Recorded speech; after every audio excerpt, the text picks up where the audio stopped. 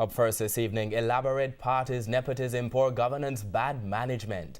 These are just some of the issues highlighted in the Auditor General's report into the operations of Petrojam. This evening, we have reactions to the report, which was tabled in Parliament late yesterday evening. But first, a breakdown of the key findings. TVJ's Herman Green begins our coverage.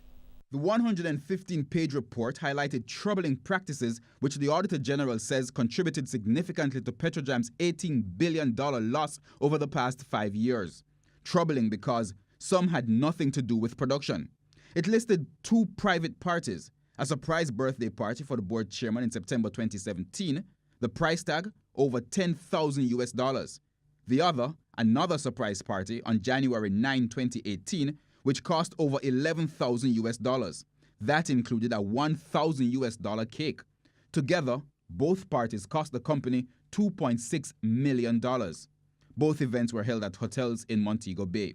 Additionally, the report said the general manager overstepped his authority in authorizing $24 million to hire a consultant for Petrojam's 35th anniversary activities.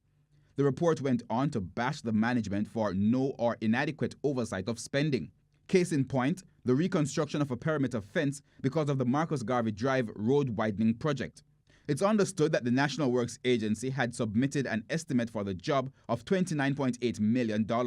However, that negotiation was aborted and a $96.8 million contract, $67 million more, approved by the general manager with another contractor. It also pointed to drastic increases in the company's donation budget and assistance program for community and educational development. The report noted that the value of donations doubled between 2013-2014 and 2017-2018.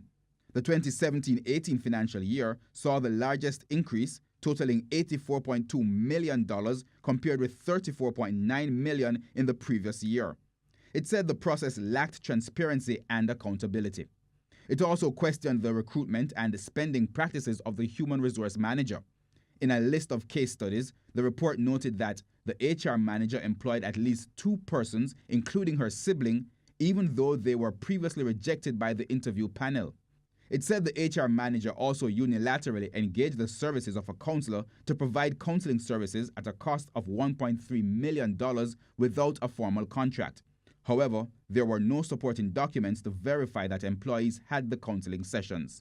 Herman Green, TVJ News.